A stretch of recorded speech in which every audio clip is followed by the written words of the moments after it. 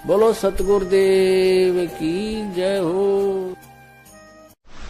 परमात्मा ऐसी ही लीलाएं किया करता है, तभी उसको भगवान कहते हैं, प्रभु कहते हैं, स्वामी कहते हैं, मालिक कहते हैं और परमेश्वर कहते हैं।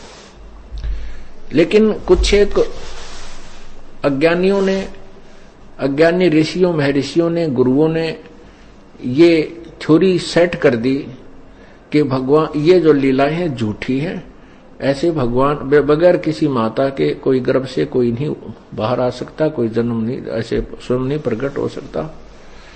तो बहुत सा समाज इस बात पर आधारित हो चुका है कि बिल्कुल ठीक है, क्योंकि श्री राम माता से उत्पन्न हुए, श्री कृष्ण मां से उत्पन्न हुए, जितने भी हम जिनको भगवान की संज्ञा में गिनते हैं सभी मां से उत्पन्न हुए।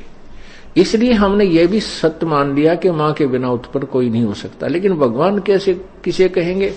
परमात्मा उसी को कहा जाता है जो एक जन साधारण की क्रियाओं से अलग क्रियाएं करे। बोलो सतगुरुदेव की जय हो। पुण्यात्मा तुरंत समझ जाती हैं, और जो ढीठ आत्मा होती हैं वो नहीं मानते। उनको कितना प्रमाण दे ले, आंखों देखकर भी वो अपने अभिमानवश नहीं माना करते हैं, क्योंकि उनका स्वार्थ निहित होता, वो परमार्थ नहीं मांगते, ना वो आत्म कल्याण चाहते हैं। जो लोग सत्य को देखकर भी स्वीकार नहीं करते, नतमस्तक नहीं होते हैं, तो वो इंसान नहीं, वो शैतान की संज्ञा में आते हैं। जानबूझ साची तजय करे झूठ तेने, और ताकि संगत है प्रभु सोपन में भी ना दे। बंदी छोड़ सतगुरु रामपाल जी महाराज जी की जय हो। परमेश्वर की सभी प्यारी आत्माओं को दास का सत्साहेब। पुण्यात्माओं, आज दास जिस विषय पर वीडियो बनाने जा रहा है वह विषय कलयुग की पिछली पीढ़ी में परमेश्वर कबीर साहिब जी के 8 सितंबर 1951 के दिन सतगुरु रूप में पुनः प्रकट होने को लेकर है। इस वीडियो में दास उन पॉइंट्स पर बिल्कुल भी चर्चा नहीं करेगा जिन पॉइंट्स को लेकर पिछले वर्ष यानी कि सन 2019 में सतगुरु प्रकट दिवस से पहले सतगुरु रामपाल जी महाराज जी के प्रकट होने के विषय में परमाणु सहित खुलासा किया जा चुका है। जैसे कि संत रामपाल जी महाराज जी यदि परमात्मा है तो शादी करवाकर स्त्री भोग क्यों किया? संत रामपाल जी महाराज जी यदि परमात्मा हैं तो उनका शरीर आप और हमारी तरह हाड़ मांस का क्यों दिखता है? संत रामपाल जी महाराज जी यदि परमात्मा हैं और प्रकट हुए हैं तो फिर उन्होंने माता पिता के संयोग से जन्म क्यों लिया? आदि भगत भाइयों के अनेकों शंका भरे ऐसे पॉइंट्स थे जिनको परमात्मा ने दास को निमित्त बनाकर परमाणु सहित वीडियो बनवाकर डलवा दिया था। उन सभी वीडियोज का लिंक आप जी को इस वीडियो के डिस्क्रिप्शन बॉक्स में मिल जाएगा। लेकिन आज सन 2020 में सतगुरु प्रकट दिवस से पहले हम जो बातें परम पूज्य सतगुरु रामपाल जी महाराज जी के 8 सितंबर 1951 के दिन गांव धनाना जिला सोनीपत हरियाणा में प्रकट होने के विषय में करने जा रहे हैं, उन्हें बहुत ही ध्यान से सुनने और फिर मनन करने की आवश्यकता है, वरना इतना बड़ा धोखा खा जाओगे उसके बाद कुछ भी खाने और खोने को बचेगा ही नहीं। तो चलिए परमेश्वर शुरू करवाते हैं आज का वीडियो। पुण्यात्माओं, निसंदेह औरत को औरत ही जन्म देती है। 18-20 वर्ष तक उसे माँ का प्यार देती है, एक जिम्मेदार नारी बनाती है। पिता उसकी रक्षा और पालन पोषण की जिम्मेदारी उठाता है। माता पिता अपना पेट काटकर उसकी हर इच्छा पूरी करने की भरपूर कोशिश करते हैं। लड़की भी पूरी तरह अपने माता पिता के प्रति समर्पित होती है। उसे दुनिया में अगर कोई मूल्यवान दिखाई देता है तो केवल उसके माता पिता, और होना भी चाहिए। यदि माता पिता ने अपनी जिम्मेदारियों का ठीक से निर्वाह ना किया होता तो शायद बच्ची का भविष्य अंधकारमय हो जाना था। लेकिन जब वही बच्ची युवा होकर शादी के बंधन में बंध जाती है तो उसी दिन से अपना सर्वस्व अपने पति देव को सौंप देती है, अर्थात अपने पति के प्रति उतनी ही और उसी तरह समर्पित हो जाती है जिस तरह का समर्पण भाव शादी से पहले अपने माता पिता के प्रति हुआ करता था। पति उसके लिए परमेश्वर हो जाता है। उसे माता पिता याद अवश्य रहते हैं, लेकिन शादी के बाद माता पिता की इतनी आवश्यकता महसूस नहीं करती है जितनी कि अपने पति के सहारे की। और एक पतिव्रता औरत का यही समर्पण भाव पति के हृदय में उसके लिए विशेष प्यार और सम्मान पैदा करता है। और दूसरी तरफ यदि वही औरत शादी के बाद भी अपने माता पिता से मोह ना हटाकर निरंतर उन्हीं का चिंतन करती रहे, ससुराल में अपने मायके का ही गुणगान करती रहे, तो निश्चय ही ऐसी औरत अपने पति और सास ससुर के लिए सिरदर्द कहिए या फिर उपेक्षा की पात्र बनकर एक न एक दिन परिवार में कलह का कारण बन जाती है। पुण्यात्माओं, ठीक यही स्थिति आध्यात्मिक जीवन में एक पतिव्रता आत्मा अर्थात सुयोग्य भगत को अपनी समझनी चाहिए। पूर्ण परमेश्वर कबीर साहिब जी हम सभी आत्माओं के माता पिता अर्थात जनक हैं, उत्पत्ति करता है। 84 लाख योनियों के चक्कर से बाहर निकालने के लिए मानव शरीर दिया और पालन पोषण के लिए सांसारिक माता पिता की व्यवस्था की। और जैसे ही हम आत्माएं शादी के लायक हुई अर्थात हमारा भक्ति संस्कार का समय आया तो अपने ही दूसरे स्वरूप सतगुरु के साथ सतनाम रूपी बंधन में बांध दिया और स्पष्ट आदेश भी दे दिया कि 7 दीप 9 खंड में गुरु से बड़ा ना कोई, करता करे ना कर सके, गुरु करे सो होए। अर्थात हे प्यारी आत्मा, जहाँ तक तेरे जीवन की डोर मेरे हाथ में थी वहाँ तक मैंने हर जिम्मेदारी को पूरा किया, लेकिन अब नाम दीक्षा के बाद तेरा मिलन सतगुरु के साथ हो गया है और सतगुरु से मिलन के बाद मेरा रोल खत्म हो जाता है। अब तेरे लिए इस 7 दीप और 9 खंड अर्थात 21 ब्रह्मांड में सतगुरु से बढ़कर और कोई नहीं है। आज के बाद मैं कर्ता अर्थात कबीर भगवान भी तेरी किस्मत का निर्णय नहीं कर सकूंगा। अब तो तेरा वर्तमान, भूत और भविष्य का फैसला सतगुरु के हाथ में है। यदि आज के बाद सतगुरु से नाम दीक्षा लेने के उपरांत तूने अनजाने में भी मुझ कर्ता अर्थात कबीर भगवान से किसी रहम, समा या इच्छित वस्तुओं की कामना या फिर याचना की तो यह तेरी महाभूल होगी और तेरा सतगुरु भी तेरे से रुष्ट हो सकता है। फिर कहते हैं, गुरु बड़े हैं गोविंद से, मन में देख विचार, हरि सुमरे सो रह गए और गुरु भजे हो पार। अर्थात ऊपर इतना कुछ जानने के बाद भी तुझे ये भली भांति समझ में आ जाना चाहिए कि सतगुरु से नाम दीक्षा के बाद गोविंद अर्थात कबीर के घर से तू पराई हो चुकी है। अब तेरा पति परमेश्वर सतगुरु है, उसकी खुशी में ही तेरी खुशी और उसकी इच्छा में ही तुझे राजी रहना होगा। और चाहे किसी भी प्रकार की सांसारिक डिमांड हो या आध्यात्मिक, उन सब के लिए मुझ कबीर से उम्मीद छोड़कर सतगुरु से ही लगानी होगी और मन में सदा यही दास भाव रखना होगा कि कुत्ता हूँ गुरुदेव का, पवन दास का नाम, गले प्रेम की जेवड़ी, जहाँ खींचो तहाँ जाऊं, तो करो तो बावड़ूं, दूर दूर करो तो जाऊं, जो राखूं त्यो ही रहूं और जो देवो सो खाऊं। पुण्यात्माओं, कुछ आत्माओं को आज भी सच्चे सतगुरु की शरण और तत्व ज्ञान मिलने के बाद भी अपने कमजोर भक्ति संस्कार की वजह से सतगुरु और परमात्मा के बीच की रहस्यमय दूरी सदा खटकती रहती है। ऐसी आत्माएं सदैव सतगुरु और परमात्मा को 2 रूप में देखती हैं। उन्हें लगता है कि असल में परमात्मा तो वो है जो सतलोक में रहता है, जो 650 साल पहले बनारस में कबीर रूप में आए थे, और सतगुरु तो उनका कोई प्रतिनिधि, पैगंबर या संदेश वाहक होता है जो कुछ सीमित शक्तियों के साथ काल लोक में परमात्मा कबीर साहिब जी के आदेशों से उनकी आत्माओं को भक्ति मार्ग समझाने के लिए आता है। पुण्यात्माओं, भक्ति मार्ग में भगत की यही वो सबसे बड़ी भूल होती है जो बार बार सतगुरु की शरण मिलने के बाद भी उसे सतलोक नहीं जाने देती है। और जब तक इस तत्व ज्ञान को आधार बनाकर एक भगत का गुरु और गोविंद को 2 अलग अलग समझने वाला भाव और भेद अंतःकरण से बिल्कुल समाप्त नहीं हो जाता, तब तक वह आत्मा यही 84 के बंधन में चक्कर काटती रहेगी, भले ही उससे सच्चा सतगुरु और सार नाम भी क्यों ना मिल गया हो। 650 साल पहले जब परमेश्वर कबीर साहिब जी सतगुरु रूप में 120 वर्ष तक रहे तो बार बार यही संदेशा देते रहे कि गुरु गोविंद 2 नहीं भाई, और 2 समझे वो 2 जग जाही। 2 जग नरक को कहते हैं। आज भी संगत में से 90% भगत भाई बहन एक बहुत बड़ी गलती कर रहे हैं।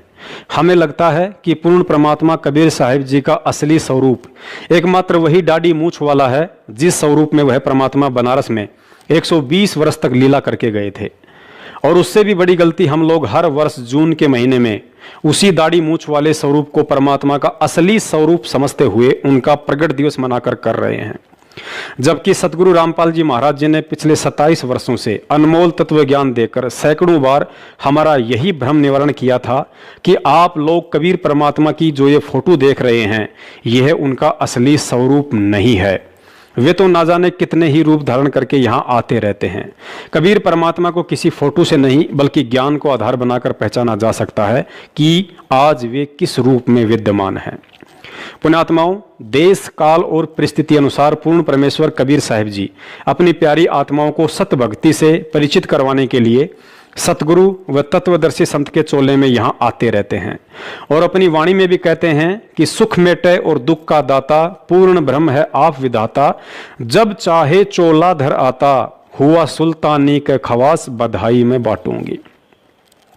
अतः सतगुरु से तत्व ज्ञान लेने के बाद हमने भी इस ज्ञान को बहुत गहराई से समझना पड़ेगा, तभी समझ में आएगा कि वास्तव में वर्तमान में असली कबीर कौन है। क्योंकि 21 ब्रह्मांड का स्वामी काल निरंजन जब 1000 भिन्न भिन्न स्वरूप एक बार में बना सकता है, 7 संख ब्रह्मांड का स्वामी अक्षर पुरुष 10,000 भिन्न भिन्न रूप एक बार में बना सकता है, तो वह असंख्य ब्रह्मांड का स्वामी पूर्ण परमेश्वर कबीर साहिब क्या नहीं कर सकता। वह तो प्रत्येक आत्मा के साथ एक ही समय में असंख्य रूप बनाकर खड़ा हो सकता है।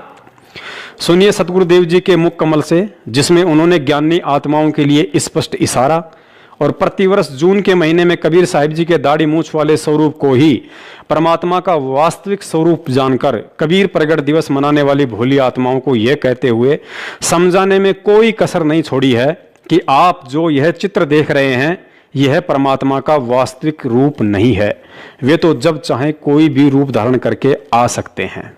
तो उस परमात्मा ने अपने इस दास को भेजा,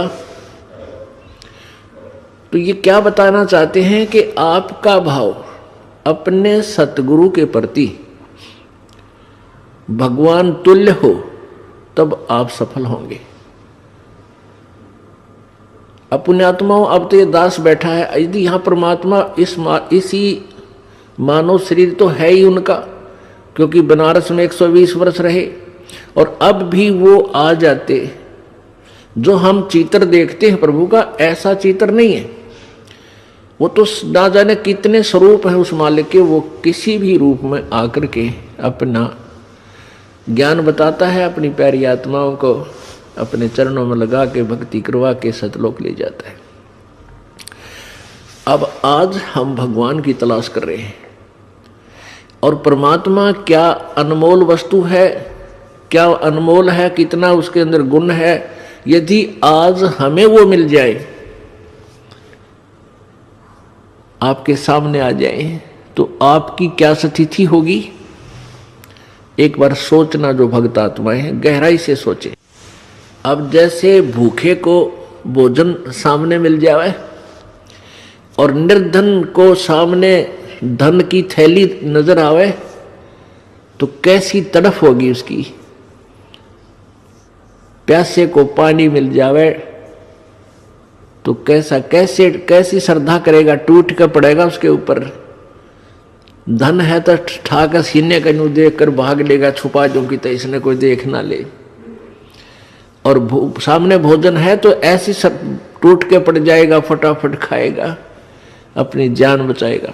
ऐसे ही हमें जब परमात्मा आज मिल जाए, आपके सामने आ जाए, क्योंकि हम उसी की तलाश में तो भटक रहे हैं, तो आपकी कैसी श्रद्धा होगी ये आप अपने अपने सतर से सोच सकते हैं।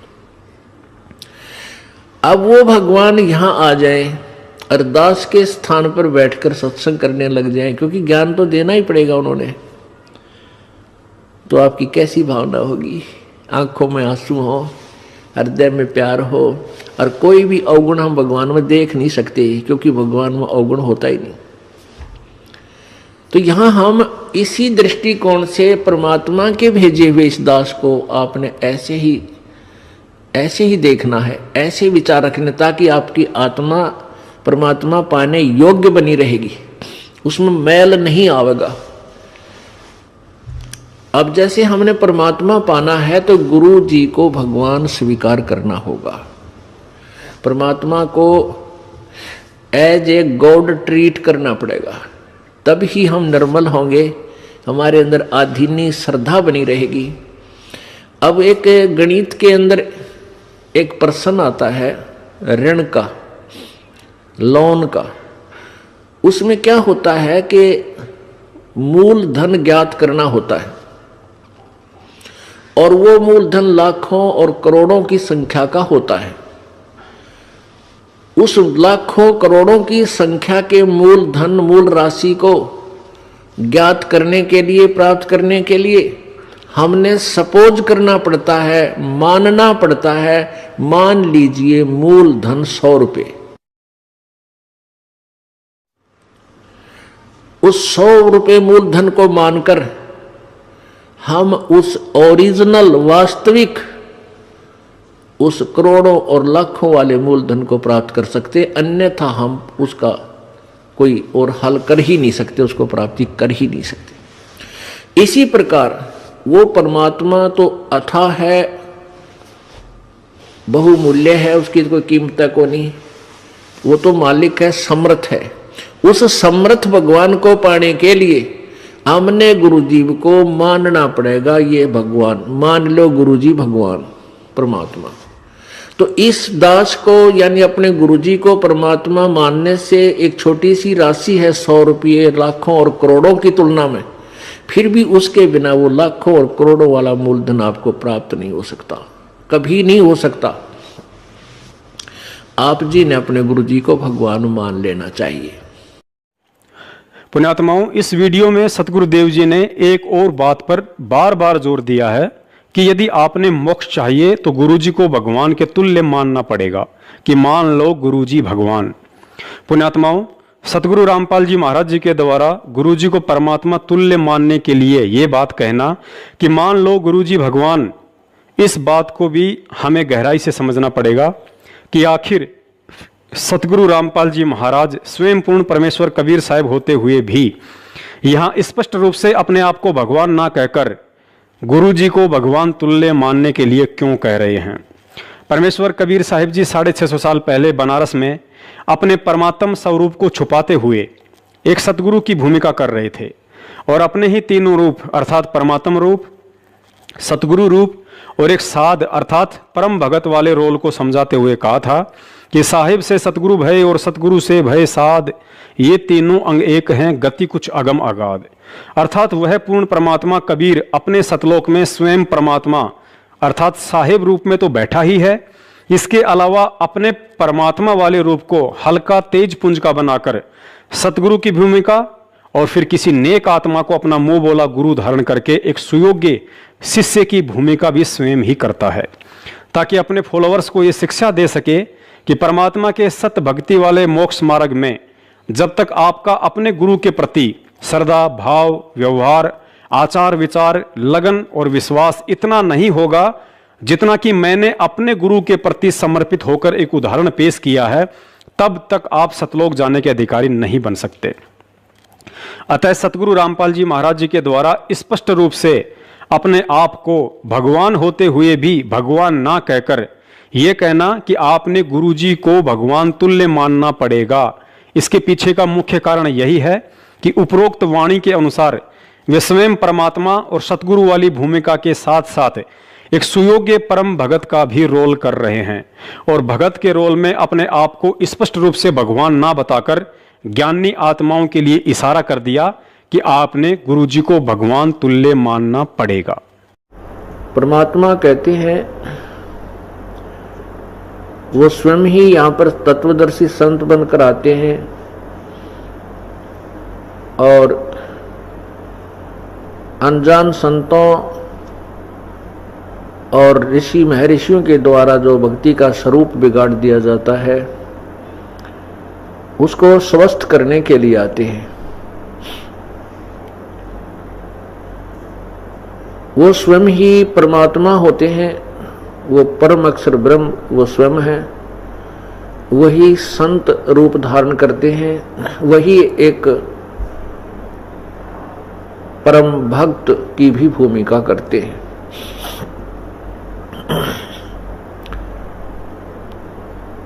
वो हमारे लिए एक उदाहरण छोड़कर जाते हैं, अपनी अमृतवाणी सौ संवेद अपने मुखारविंद से वो इस तत्व ज्ञान का उच्चारण करके और एक अनमोल वस्तु हमारे को प्रदान कर जाते हैं। उसी तत्व ज्ञान में अर्थात सौ संवेद में क्या कहते हैं, कबीर राम बुलावा भेजिया दिया कबीरा रो, जो सुख है संत के संग में वो बैकुंठ में न हो।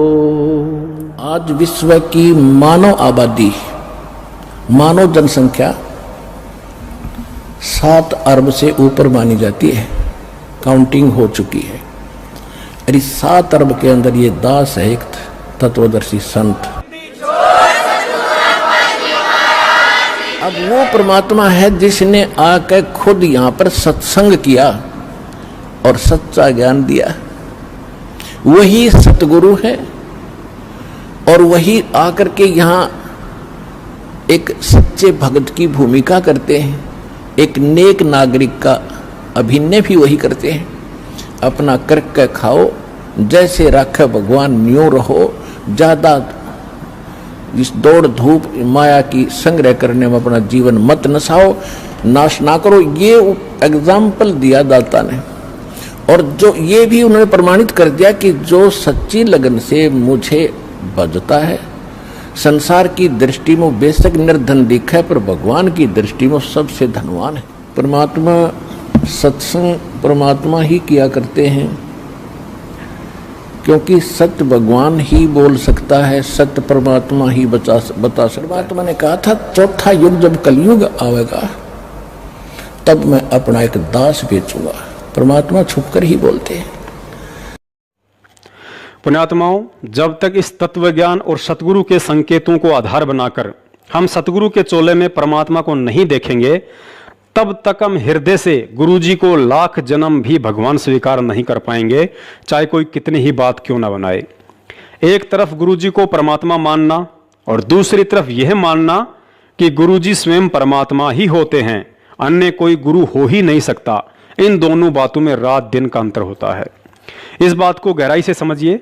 गुरु जी ने एक सत्संग में बताया कि जब आप ये शरीर छोड़ोगे तो त्रिकुटी पर मुझ रामपाल दास अर्थात गुरु जी के रूप में आपको परमात्मा कबीर साहिब जी मिलेंगे, और वह परमात्मा आपकी परीक्षा लेगा कि आपका अपने गुरु जी के प्रति कितना भाव है और आप उन्हें कितना समझ पाए। अब त्रिकुटी पर वो भगत 101% फेल हो जाएगा जो पृथ्वी लोक पर गुरु जी के सत्संगों वाले इशारों को ना समझकर आजीवन उन्हें हृदय से भगवान ना मानकर केवल भगवान के तुल्य ही समझता रहा कि मान लो गुरु जी भगवान। और वह सुयोग्य शिष्य त्रिकुटी पर 101% पास हो जाएगा जिसने गुरु जी को पृथ्वी लोक पर भगवान के तुल्य नहीं बल्कि स्वयं भगवान ही माना था कि गुरुदेव के अलावा अन्य कोई भगवान होता ही नहीं है। पुण्यात्माओं, इसीलिए परमात्माओं को सतगुरु रूप में प्रकट होकर प्रचलित लोक वेद से हटकर तत्व ज्ञान देने की आवश्यकता पड़ती है, ताकि ये आत्माएं सतलोक जाने के मार्ग में कहीं भी धोखा खाने से बचें। तत्व ज्ञान में गुरुजी ने सैकड़ों बार समझाया कि पृथ्वी पर तुम्हारे स्थूल शरीर से भक्ति का अभ्यास करवाया जा रहा है, क्योंकि शरीर छोड़ने से पहले साधक का अपने गुरु के प्रति जो भाव और श्रद्धा स्थूल शरीर में होती है, शरीर त्यागने के बाद वैसी की वैसी भावना सूक्ष्म शरीर में बनी रहती है। अर्थात त्रिकुटी पर उसी आत्मा को सतगुरु रामपाल जी महाराज जी के रूप में परमात्मा कबीर साहिब जी दर्शन देंगे, जो आत्मा पृथ्वी लोक पर इस स्थूल शरीर से उन्हें परमात्मा के रूप में देख रही होगी। अन्यथा सतगुरु रूप या कबीर रूप में काल निरंजन दर्शन देकर अपने साथ ले जाएगा। अतः कहने का मतलब यह है कि हमने तन मन और इस तत्व ज्ञान को आधार बनाकर सतगुरु रामपाल जी महाराज जी को 8 सितंबर 1951 के दिन भारतवर्ष की पवित्र भूमि पर हृदय से प्रकट परमात्मा जानकर 8 सितंबर के दिन केवल उन्हीं का प्रकट दिवस मनाना है, ना कि कबीर साहिब जी की 650 साल वर्ष पुरानी फोटो का। और जब तक अज्ञानता के चलते इस स्थूल शरीर में हम कबीर साहिब जी की दाढ़ी मूंछ वाली फोटो को परमात्मा मानकर उनका प्रगट दिवस मनाते रहे और सतगुरु रामपाल जी महाराज जी को केवल एक संत या सतगुरु समझते हुए यूं ही टाइम पास करते रहे, तो परमात्मा के विधान अनुसार स्थूल शरीर त्यागने के बाद सूक्ष्म शरीर में भी हमारे यही भाव रहेंगे। अर्थात त्रिकुटी पर भी हम परमात्मा तो कबीर साहिब जी को मानेंगे और सतगुरु को केवल एक सामान्य संत, क्योंकि गुरुजी ने बताया कि जब आपका स्थूल शरीर त्यागने का समय आएगा तो वह एक सौपन की भांति होगा।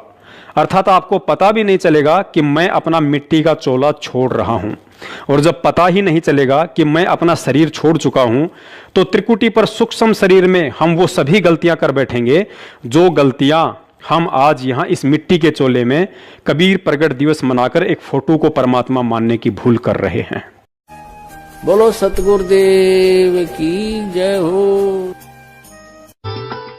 कबीर ये माया अटपटी सब गट आन अड़ी, और किस किस न समझाऊं या कुआ भांग पड़ी। तो यहाँ हम सभी एक का कुएं का भांग पिए फिर रहे। वो परमात्मा आता है, हम उसके भी जूते मारते हैं, उसको बुरा कहते हैं, इन नकलियों का स्वीकार करें बैठे हैं तो आसपास भी नहीं भगवान कहिए। अब कहने का दास का तात्पर्य है कि इस दास के स्थान पर ये सोच लो परमात्मा बैठे हैं, और फिर हम कैसे व्यवहार करेंगे उस भगवान से जिसके लिए हम तड़प रहे हैं। ऋषियों ने शरीर गाल दिए भगवान पाने के लिए, यदि वो मिल जाए तो हम उसका कैसे व्यवहार करेंगे। तो ये आपने रिहर्सल करनी पड़ेगी। इस दास को डला समझ लो, एक पत्थर समझ लो बोलता हुआ, लेकिन यहां नो सोच लो हम भगवान से मिलने जा रहे हैं। तो जैसा व्यवहार आप यहां करोगे ऐसा ही स्वप्न में आपका बनेगा। मृत्यु के बाद आपको ऐसा होगा जैसे स्वप्न, और वहां भगवान दास के रूप में पहले आपकी परीक्षा लेगा, बाद में ऊपर सिलेक्ट करेगा, ले जाएगा सतलोक। तो वहां जैसी भावना, जैसा अच्छा या बुरे विचार आपके इस दास के प्रति होंगे, आपके मस्तिष्क पर लिखे आएंगे वहां पर, क्योंकि वहां कोई रोल ना चल रहा है। या तो हम 100 बात छुपा ले, आपके मस्तिष्क पर लिखे आएंगे रिजेक्टेड और सिलेक्टेड, कहने की जरूरत को नहीं, बस वहां तो न्यू करना भगवान ने, फिर रह जाओगे वहीं से। फिर ठीक है, आपने जो भक्ति की है, पहले तो यदि गुरुजी के प्रति आपकी आस्था एज ए गॉड नहीं है तो भक्ति आपकी बनाए को नहीं, भक्ति चलेगी ही नहीं।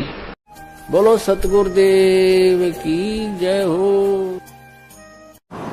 परमात्मा कहते हैं राम नाम रटते रहो, राम नाम रटते रहो जब तक घट में प्राण।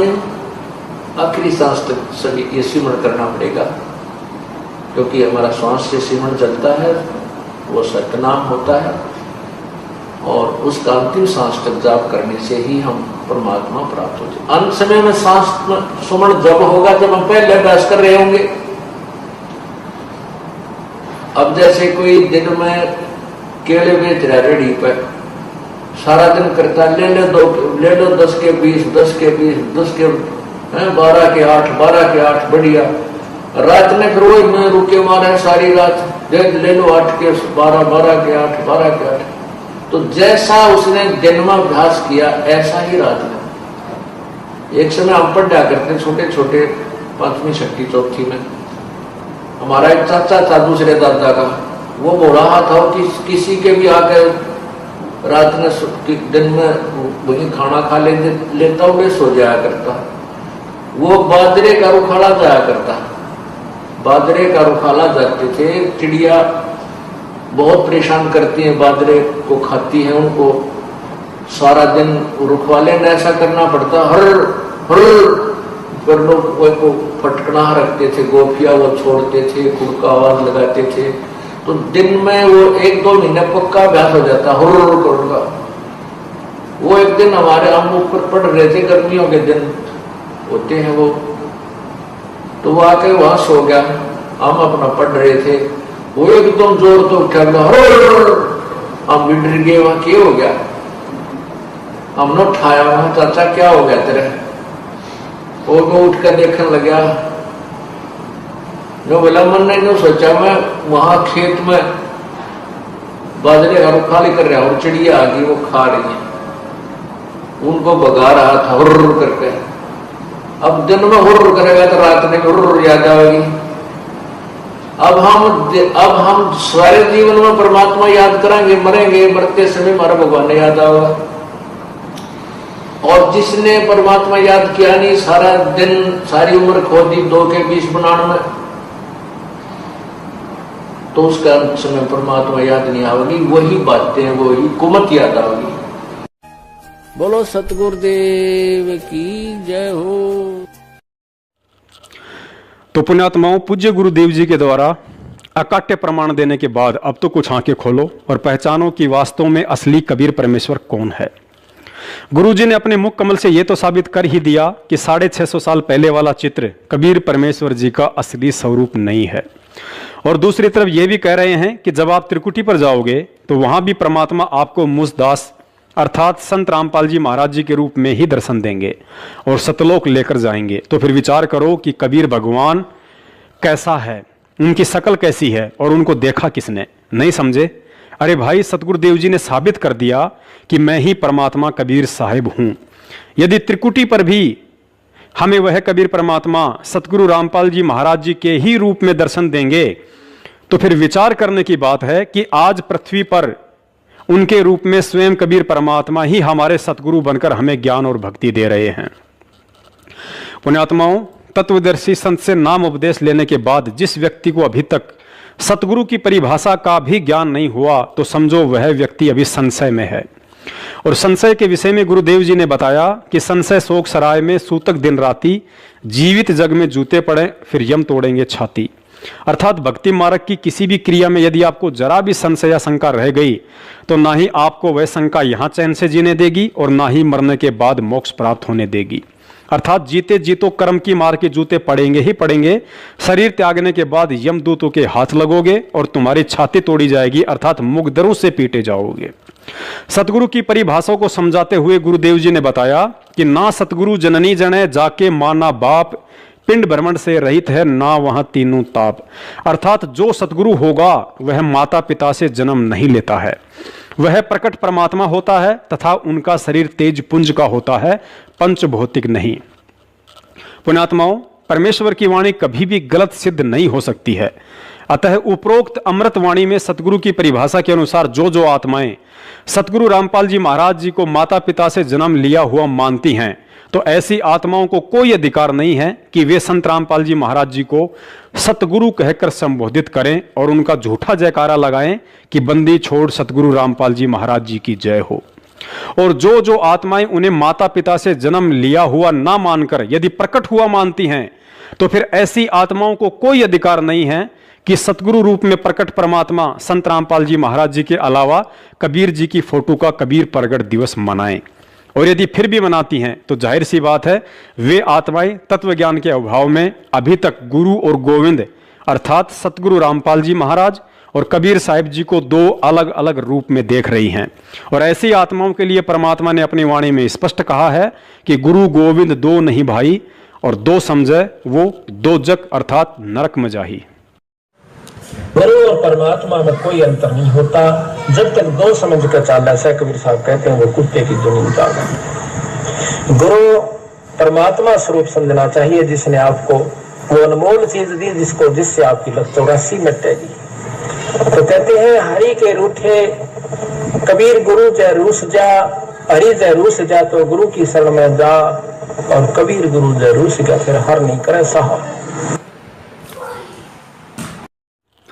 पुण्यात्माओं, इसके अलावा सतगुरु देव जी ने अपने सत्संग में भगत के लिए एक ऐसा फॉर्मूला बताया है जिसको अपनाने से भगत को अपने गुरु में किसी सामान्य संत के नहीं बल्कि साक्षात परमात्मा के ही दर्शन होने लगेंगे। इस अनमोल फॉर्मूले में गुरुजी ने बताया कि यदि आपका भाव अपने गुरु में परमात्मा तुल्य नहीं बन पा रहा है तो इसका एक ही उपाय है कि आप सूक्ष्म वेद में वर्णित परमात्मा के लक्षणों को अपने गुरुजी पर लक्षित करना सीखो। उसके बाद ऑटोमेटिक आपका भाव और श्रद्धा अपने गुरुदेव में परमात्मा जैसी बनने लगेगी। अर्थात परमात्मा का प्रथम लक्षण होता है कि वे कभी किसी माता पिता से जन्म नहीं लेते हैं, वे अविनाशी व सौद स्वरूपी होते हैं। अतः आपने परमात्मा का यह लक्षण अपने गुरुदेव पर लक्षित करके फिर उन्हें उसी दृष्टि से देखना है कि मेरे गुरुदेव पूर्ण परमात्मा हैं जो किसी माता पिता के गर्भ से नहीं बल्कि 8 सितंबर 1951 के दिन भारतवर्ष की पावन भूमि पर 650 साल पहले धर्मदास जी से किए वायदे अनुसार कलयुग की इस बिचली पीढ़ी में हम जीव आत्माओं के उद्धार के लिए प्रकट हुए। लीला वह परमात्मा ऐसे ही करता है ताकि काल भी भ्रमित होकर उन्हें पहचान ना सके। फिर हम तुच्छ बुद्धि जीवों की तो औकात ही क्या। लेकिन सतगुरु के चोले में वह प्रकट परमात्मा अपने बच्चों को यह विशेष मूल ज्ञान देकर फिर स्वयं ही अपनी पहचान करवाता है कि चरम दृष्टि से माता पिता के सहयोग से जन्म लेकर आया हुआ सतगुरु रूप में मैं कबीर परमात्मा तुम्हारी तरह जन्म लेकर नहीं बल्कि प्रकट होकर अपना तत्व ज्ञान प्रचार करता हूं, क्योंकि पूरी पृथ्वी पर एक समय में केवल एक ही सतगुरु होता है और उस एकमात्र सतगुरु की भूमिका स्वयं वह कबीर परमात्मा ही कर सकता है, अन्य कोई भी करने में समर्थ नहीं होता है। अतः इस भाव से जब हम विचार करेंगे तो अंत में यही पाएंगे कि मैं जिस महापुरुष संत रामपाल जी महाराज जी को सतगुरु कहकर संबोधित करता हूं वह कोई और नहीं बल्कि स्वयं सतलोक का राजा कबीर परमात्मा है। सुनिए सतगुरुदेव जी के मुख कमल से, जिसमें वे स्पष्ट संकेत कर रहे हैं कि जब तक आप परमात्मा के लक्षणों को अपने गुरुजी पर लक्षित नहीं करोगे तब तक आपका वो भाव नहीं बन सकता जिस भाव से सतलोक की प्राप्ति होती है। लेकिन आपके लिए परमात्मा का विधान है, गुरु गोविंद कर जानियो और रहियो शब्द समाए, मिले तो दंडवत बंदगी नहीं पल पल ध्यान लगावे, कि गुरु को भगवान मानकर चलना और रहियो शब्द समाए। शब्द समाये रखना मतलब जो उसने मंत्र दिया है वो सत मंत्र सतनाम यानी सत भक्ति, उसमें लीन रहना, गुरु जी को भगवान मानना और जो उपदेश मंत्र दिया है उसमें समाये रहना, उसकी भक्ति पर ज्यादा ध्यान रखना। और जब भी मिले तो दंडवत बंदगी, जहां मिले वहां दंडवत प्रणाम करना, और नहीं मिल पाते हो जैसे घर पे तो पल पल ध्यान लगावे। यानी परमात्मा के गुणों को अपने गुरु जी के ऊपर लक्षित करे और फिर आपका भाव बनेगा, एक प्यार जागेगा इस दास के प्रति जैसा इस काल के प्रति जाग्या था, और वही कसक आपकी इस दास के प्रति होगी तभी हम वहां चलेंगे। जिस कसक के साथ हम वहां डटे नहीं डटे, तो ऐसा ही भाव अब हम कैसे भावित होते हैं, जैसे एक हीरो या हीरोइन नकली बात बना के, एक तो उसने पढ़ावे फिर वो बोल रहा है, उसके एक दो डायलॉग पर हम आसक्त हो जाते हैं, ओहो बड़ा क्या बात कही, बड़ा सुंदर बोला, और यहाँ दास ने ऐसा पिटारा खोल दिया इन बोलों का वचनों का। तो इस आधार से भी आपने प्रभावित होना चाहिए, जब आपकी आत्मा निर्मल हो जाएगी। कमाल कर दिया गुरु जी ने, तो ऐसे निर्णय करके ज्ञान दे दिया। तो हमने ऐसे प्रभावित होना है और आसक्त होना है उस परम पिता पर इस दास के माध्यम से। ये रिहर्सल आपकी फिर ऊपर जाके काम आवेगी जो आप यहाँ करोगे। बोलो सतगुरुदेव की जय हो। पुण्यात्माओं, परमेश्वर का तत्व ज्ञान कहता है कि किसी संत के द्वारा अपने आप को सतगुरु कहलवाना कोई साधारण बात नहीं होती है। आज गुरुदेव के संकेतों को समझना तो कोसों दूर की बात हो गई, क्योंकि संगत में से ही 90% लोग अपनी अंतरात्मा से ये कतई मानने को तैयार नहीं हैं कि सतगुरु रामपाल जी महाराज 8 सितंबर 1951 के दिन प्रकट हुए होंगे। और यही कारण रहा कि आज तक चंद सतसेवकों के अलावा किसी ने भी सतगुरु रामपाल जी महाराज जी का प्रकट दिवस नहीं मनाया, क्योंकि 90% भाई बहन आज भी उन्हें इंद्रो माई के गर्भ से जन्म लिया हुआ ही मानते हैं।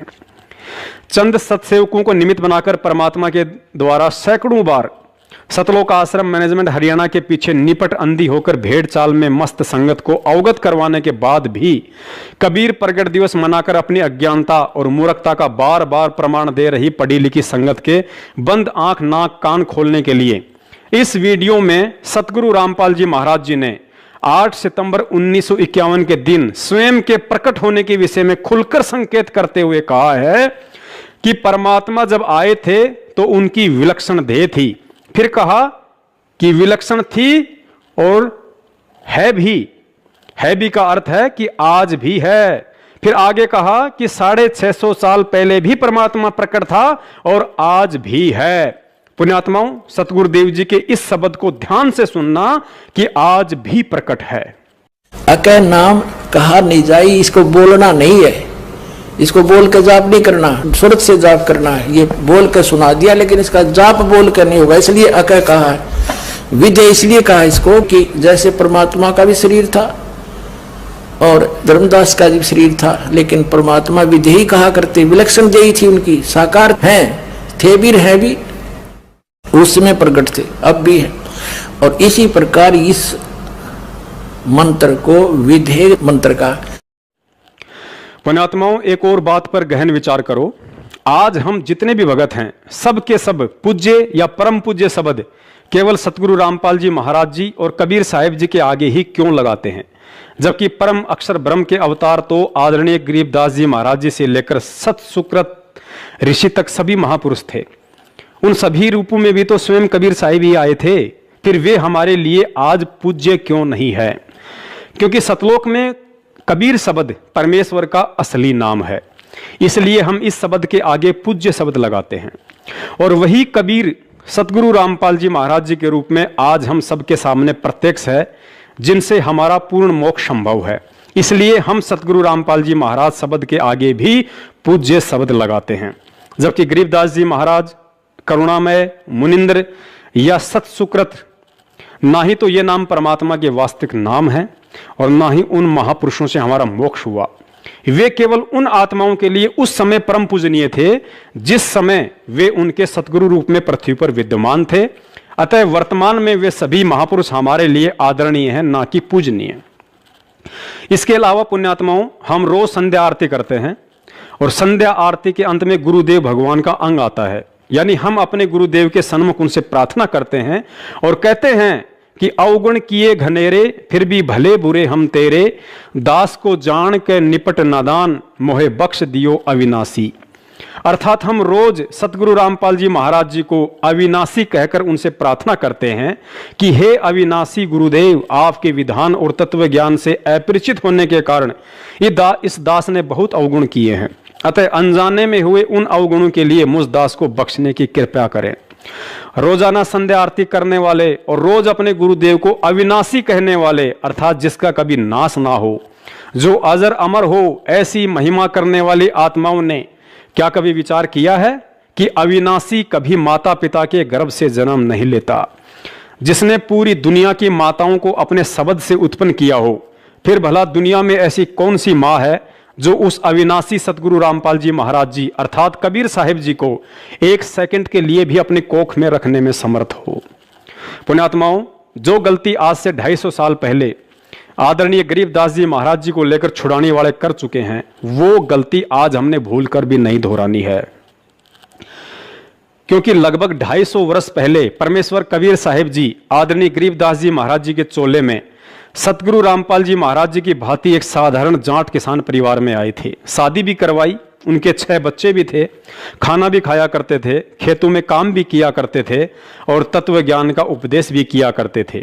इसी के चलते आजीवन छुड़ाने वालों ने उनका उपहास उड़ाया, उन्हें छोरी का छोरा और कभी बावलिया कहकर संबोधित किया। लेकिन उनके द्वारा रचित आदरणीय सदग्रंथ साहिब की भूमिका में लिखा हुआ है कि जब उन्होंने शरीर छोड़ने की लीला की तो उनकी चिता से अस्थियां नहीं मिली। उसके बाद गांव वाले और उनके परिवार वालों ने बहुत ही प्रायश्चित किया और कहने लगी कि महाराज जी तो स्वयं परमात्मा थे, उनका तो तेजपुंज का शरीर था, वे तो सौद स्वरूपी थे और आज छुड़ाने में उनकी सूखी महिमा मंडन और यादगार में एक भव्य मंदिर का लठ गड़वा दिया जिसका कोई लाभ नहीं है। आदरणीय गरीबदास जी महाराज जी के चोले में साक्षात कबीर साहिब जी के होने का प्रमाण स्वयं आज सतगुरुदेव रामपाल जी महाराज जी ने भी अपने शब्दों में दिया है कि मूर्ख मनवा काल की चिंता क्यों सताती है, सतगुरु अपना साथी है। सत्य पुरुष ने छुड़ानी में बलराम की गऊ चराई, गंगा जी को प्रकट कर रानी मात नुभाई। भाई अद्भुत लीला आप दिखाई, दुनिया ना समझ पाती है, सतगुरु अपना साथी है। अर्थात सत्य पुरुष यानी कि स्वयं कबीर साहिब जी ने ही गरीबदास बालक रूप में बलराम जी की गऊ चराने की अद्भुत लीला की थी, लेकिन दुनिया उन्हें समझ नहीं पाई। तो पुण्यात्माओं, आप अपना आंकलन स्वयं कर लेना कि कहीं आप भी सतगुरु रामपाल जी महाराज जी को आदरणीय गरीबदास जी महाराज जी के गांव और परिवार वालों की तरह इंद्रो माई का बेटा, अनारो माई का पति, अंजू मंजू का पापा और महेंद्र का भाई मानकर गलती तो नहीं कर रहे हैं? कहीं ऐसा तो नहीं कि आज इस अविनाशी प्रकट परमात्मा सतगुरु रामपाल जी महाराज जी के रहते सहते तो कबीर जी की फोटो का प्रकट दिवस और कल को उनके सतलोक जाने के बाद फिर मूर्खों की भांति ये कहकर कि सतगुरु रामपाल जी महाराज जी तो पूर्ण परमात्मा थे, उनका तेजपुंज का शरीर था, हमें हर साल 8 सितंबर को उनका प्रगट दिवस मनाना चाहिए, उनके नाम से बरवाला में एक बहुत बड़े मंदिर का लठ गड़वाना चाहिए। अगर आपने इतने प्रमाण देखकर भी उनको जीते जी पहचान कर 8 सितंबर के दिन सतगुरु प्रगट दिवस नहीं मनाया तो धिक्कार है आपके इस मानव जीवन पर। मूर्ख से मूर्ख इंसान जिसे भयंकर भूख लगी हो, ऐसी स्थिति में यदि उसके सामने एक थाली में आम और दूसरी थाली में मिट्टी से बनी आम की मूर्ति या आम का चित्र रख दिया जाए तो वह मूर्ख से मूर्ख व्यक्ति भी अपनी भूख शांत करने के लिए ओरिजिनल आम ही खाएगा, ना कि मिट्टी से बना आम या फिर आम का चित्र। तो जिन पुण्य आत्माओं को कलयुग की इस बिचली पीढ़ी में मोक्ष की भूख है, जिन्हें सतलोक जानने की तड़प है, उस आत्मा के सामने एक तरफ साक्षात गुरु खड़ा हो और दूसरी तरफ गोविंद का चित्र रख दिया जाए और कहे कि आप पहले किसका प्रगट दिवस मनाओगे, किसकी पूजा करोगे, ऐसी स्थिति में समझदार आत्मा तो तुरंत परमात्मा का विधान याद कर लेगी कि 7 दीप 9 खंड में गुरु से बड़ा ना कोई, करता करे ना कर सके, गुरु करे सो होए। कबीर गुरु गोविंद दोनों खड़े, कांके लागू पाए, और बलिहारी गुरु आपना जिन गोविंद दियो बताए।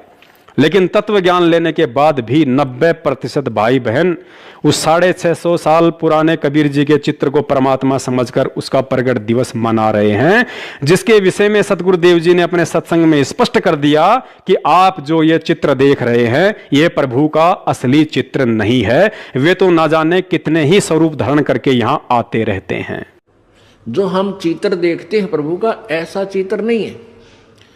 वो तो ना जाने कितने स्वरूप है उस मालिक के, वो किसी भी रूप में आकर के अपना ज्ञान बताता है, अपनी प्यारी आत्माओं को अपने चरणों में लगा के भक्ति करवा के सतलोक ले जाता है। पुण्यात्माओं, जब परमेश्वर कबीर साहिब जी अपनी प्यारी आत्माओं को सतलोक ले जाने के लिए सतगुरु रूप में इस पृथ्वी पर आते हैं तो उस स्थिति के विषय में आदरणीय गरीबदास जी महाराज जी ने बेहद कलम तोड़ व्याख्या की है। और यदि आज सतगुरु रामपाल जी महाराज जी से अनमोल तत्व ज्ञान लेने के बाद भी हमने इन वाणियों के मर्म को सही से नहीं जाना तो जाहिर सी बात है, भगत होकर भी हम कुत्ते की योनि में जाने से स्वयं वह परमात्मा भी नहीं बचा पाएगा। वाणी है, कबीर गुरु को मानुष जो गिने, करे चरणा अमृत को पान, ते नर नरक में जाएंगे, जन्म जन्म होए समान। वाणी एक बार फिर ध्यान से सुन लीजिए। कबीर गुरु को मानुष जो गिने, करे चरणा अमृत को पान, ते नर नरक में जाएंगे, जन्म जन्म होवे समान। सबसे पहले तो यह समझना अति आवश्यक है कि आदरणीय गरीबदास जी महाराज जी की यह वाणी स्पेशल उन आत्माओं के लिए है जो वर्तमान में सतगुरु रामपाल जी महाराज जी से नाम दीक्षित हैं, ना कि भक्ति मार्ग से अनजान सांसारिक व्यक्तियों के लिए। महाराज जी ने समझाया कि जो व्यक्ति पूर्ण तत्वदर्शी संत से ज्ञान समझकर उन्हें अपना सतगुरु धारण कर चुका है तथा नियमानुसार चरणा अमृत भी पी रहा है, और इसके बावजूद भी यदि वह भगत अपने सतगुरु को केवल एक संत और परमात्मा किसी अन्य को मानता है तो वह व्यक्ति भले ही पूर्ण तत्वदर्शी संत की शरण में है, सत भक्ति मंत्रों का जाप भी कर रहा है और चरणा अमृत भी पी रहा है, लेकिन अंत में शरीर छोड़ने के बाद सतलोक की नहीं बल्कि कुत्ते की योनि प्राप्त करेगा। और इसमें कोई संशय नहीं है कि आज पूर्ण तत्वदर्शी संत सतगुरु रामपाल जी महाराज जी से तत्व ज्ञान लेकर तथा उनसे नाम दीक्षा प्राप्त करके रोजाना चरणा अमृत का सेवन करने वाले 90% वे भगत भाई बहन जो हर साल कबीर प्रगट दिवस मनाते हैं, सारे के सारे अभी भी इतने प्रमाण देखकर कबीर प्रगट दिवस मनाने वाली अपनी महाभूल के लिए सतगुरुदेव जी से हृदय से दंडवत क्षमा याचना नहीं की तो मरणोपरांत फिलहाल कुत्ते का ही शरीर प्राप्त करने की दिशा में आगे बढ़ रहे हैं। पुण्यात्माओं, भले ही ये बात आपको बुरी लगे लेकिन यही सत्य है, क्योंकि ये विचार आदरणीय गरीबदास जी महाराज जी के हैं जो 100% सत्य हैं, और यही विचार उस समय 100% से 1000% सत्य हो जाते हैं जब पूर्ण तत्वदर्शी संत सतगुरु रामपाल जी महाराज जी गरीबदास जी महाराज जी की इस वाणी का ज्यों का त्यों अपने शब्दों में समर्थन कर देते हैं। तो अपने भ्रम निवारण के लिए देखिए, स्वयं सतगुरु रामपाल जी महाराज जी द्वारा सन 2013 में रचित एक पुस्तक यथार्थ भक्ति बोध का सरलार्थ के पेज नंबर 48 पर वाणी संख्या 10 में वाणी है, कबीर गुरु को मानुष जो गिने, करे चरणामृत को पान, ते नर नरक में जावेंगे, जन्म जन्म होए समान। और सरलार्थ में पूज्य गुरुदेव जी ने लिखा है, जो सतगुरु तत्वदर्शी है उसको परमात्मा तुल्य ही मानना चाहिए। यदि साधक ने गुरु धारण कर रखा है और नियमानुसार चरणा अमृत भी पी रहा है और गुरु जी को केवल संत रूप में देखता है और परमात्मा अन्य मानता है तो वह शिष्य पार नहीं हो सकता है। पार नहीं हुआ तो श्वान यानी कुत्ते आदि के शरीर प्राप्त करेगा। कलयुग की इस पिछली पीढ़ी में देखा देखी भेड़ चाल में मस्त होकर कबीर प्रगट दिवस मनाने वाली आत्माओं से प्रार्थना है, सतगुरु रामपाल जी महाराज जी द्वारा किए गए इस वाणी के सरलार्थ की बीच वाली 2 लाइनों पर जमकर आंखें टिका दो। स्थूल शरीर वाली आंखों को नहीं, बल्कि और 2 अन्य तत्व ज्ञान वाली आंखों को, जो हमें सतगुरुदेव से ज्ञान मिलने के बाद प्राप्त हुई है। यहां गुरुजी स्पष्ट कह रहे हैं, यदि साधक ने गुरु धारण कर रखा है और नियमानुसार चरणामृत भी पी रहा है और गुरुजी को केवल संत रूप में देखता है और परमात्मा अन्य मानता है, तो वैसे से पार नहीं हो सकता। पार नहीं हुआ तो श्वान यानी कुत्ते आदि के शरीर प्राप्त करेगा। अब समझदार भगत स्वयं विचार कर ले कि पूर्ण तत्वदर्शी संत सतगुरु रामपाल जी महाराज जी से तत्व ज्ञान लेकर और ये भली बाती जानकर कि तत्वदर्शी संत की भूमिका स्वयं परमात्मा कबीर साहिब ही करते हैं, इसके बावजूद भी संत या गुरु रूप में प्रकट परमात्मा के अलावा यदि भगत किसी अन्य को परमात्मा मानकर उनका प्रगट दिवस मनाता है, तो यहां स्पष्ट है कि वह भगत अभी भी अपने सतगुरु को केवल एक संत और परमात्मा किसी अन्य को अर्थात उसी को मानता है जिसका वह प्रगट दिवस मनाता है। तो आदरणीय गरीबदास जी महाराज जी की इस वाणी और सतगुरु रामपाल जी महाराज जी के द्वारा इस वाणी के सरलार्थ अनुसार निश्चय ही ऐसा भगत शरीर छोड़ने के बाद कुत्ते की योनि प्राप्त करने वाला है। दास ये नहीं कह रहा कि कबीर जी परमात्मा नहीं है, परमात्मा तो सकल सृष्टि में अकेले कबीर साहिब ही हैं। लेकिन यदि वह कबीर आज आपके गुरु का रूप धारण करके आपके सामने प्रत्यक्ष है, तो फिर उसी कबीर की 650 साल पुरानी एक फोटो को परमात्मा मानकर उसका प्रगट दिवस मनाना क्या आपके द्वारा अपने ही गुरु की तौहीन नहीं है? पुण्यात्माओं, गुरु और परमात्मा के बीच के इस भेद को मिटाने के लिए ही वह परमात्मा इस पृथ्वी पर सतगुरु बनकर तत्व ज्ञान की बारिश करता है, ताकि आप और हम उन्हें आसानी से पहचान लें कि गरीब निर्गुण सरगुण एक है, दूजा ब्रह्म विकार, निर्गुण साहिब आप हैं और सरगुण संत विचार। अर्थात निर्गुण रूप में सतलोक में विराजमान वह कबीर परमात्मा उस समय सरगुण अवस्था में आ जाता है जब वह अपनी आत्माओं को तत्व ज्ञान देने के लिए पृथ्वी आदि लोक लोकांतरों पर एक संत या गुरु की भूमिका में तत्व ज्ञान प्रचार करता है। परमेश्वर जी ने बताया कि आदरणीय धर्मदास जी व नानक साहिब जी सहित अनेकों आत्माओं का निर्गुण सरगुण को लेकर नकली संतों द्वारा पैदा किया गया भ्रम उस समय समाप्त हो गया जब उन आत्माओं ने सतलोक के सिंहासन पर अन्य तेजोमय रूप में उसी महापुरुष को बैठा पाया, जो महापुरुष एक साधारण संत के रूप में उनका गुरु बनकर उन्हें नीचे से सतलोक लेकर गया था। उसके बाद तो उन आत्माओं में शंका की कोई गुंजाइश ही नहीं रही। और जब यही नजारा सतलोक में आदरणीय गरीबदास जी महाराज जी ने भी देखा, तो नीचे आकर कलयुग की वर्तमान बिचली पीढ़ी वाली हम अज्ञानी आत्माओं का मोत या बिंद हटाने के लिए अपने ग्रंथ साहिब में लिखा था कि गुरु को मानुष जो गिणे करे चरणा अमृत को पान, ते नर नरक में जाएंगे जन्म जन्म होए समान। पुण्यात्माओं, एक विशेष विचारणीय बात और है, जिस तरह आज स्वयं वह कबीर परमात्मा एक संत अर्थात सतगुरु रामपाल जी महाराज जी के रूप में आकर और अपने आप को छुपाते हुए यह कहकर कि मैं तो उस कबीर परमात्मा का भेजा हुआ पैगंबर हूं, संदेश वाक हूं, परमात्मा तो कबीर साहिब हैं जो सतलोक में रहते हैं।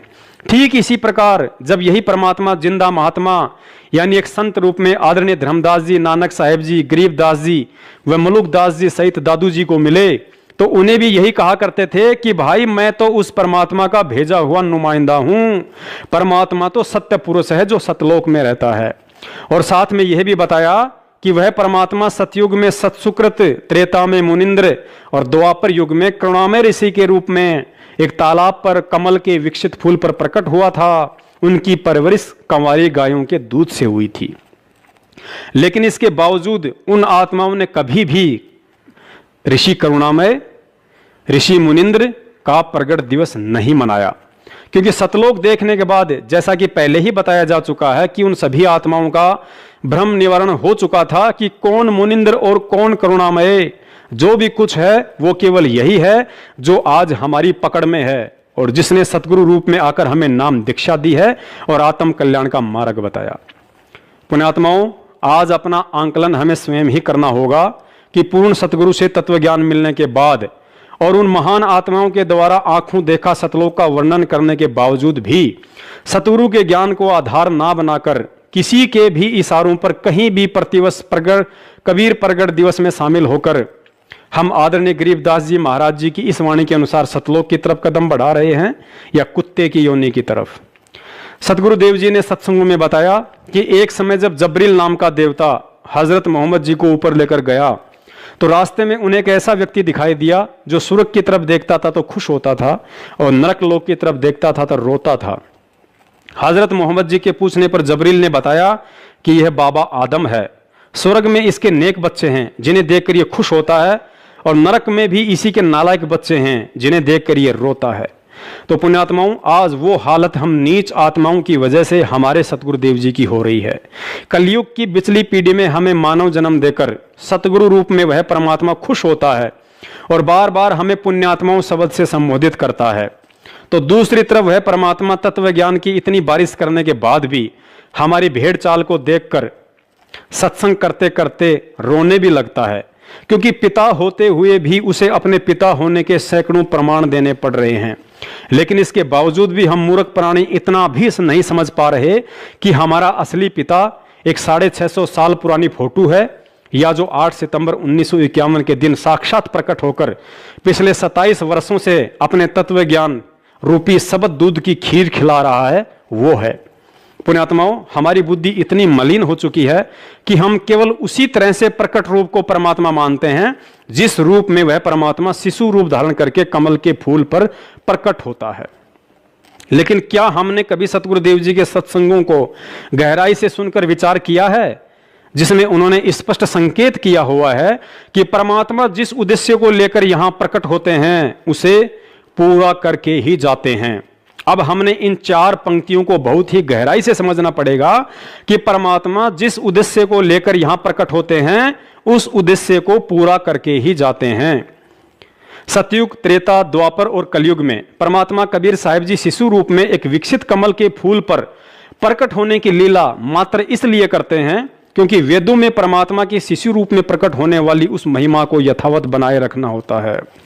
यानी कि वेदों में परमात्मा के सशरीर प्रकट होने का जो वर्णन है उसे एक उदाहरण पेश करके सिद्ध करना होता है, ताकि कलयुग की इस वर्तमान बिचली पीढ़ी में जब वह परमात्मा किसी साधारण से दिखने वाले मनुष्य रूप में प्रकट होकर तत्व ज्ञान प्रचार करे तो हम अपने पिता को आसानी से पहचान सकें। अतः कलयुग की प्रथम पीढ़ी में परमात्मा ने कबीर रूप में मात्र इसी उपरोक्त मुख्य कारण से कमल के फूल पर शिशु रूप में प्रकट होने की आवश्यकता पड़ती है और अपने उद्देश्य को पूरा करते हैं। अन्यथा वह समर्थ तो जब चाहे जिस उम्र में किसी भी रूप में कहीं भी प्रकट हो सकता है, जैसे आज संत रामपाल जी महाराज जी के रूप में प्रकट हैं। उसके 250 साल बाद वही परमात्मा बंदी छोड़ गरीबदास जी महाराज जी के रूप में हमारी चरम दृष्टि को धोखा देते हुए पुनः छुड़ानी में प्रकट हुए। बावड़िया, छोरी का छोरा और गरीबू कहलाया, लेकिन अपने उद्देश्य को पूरा करके चलता बना।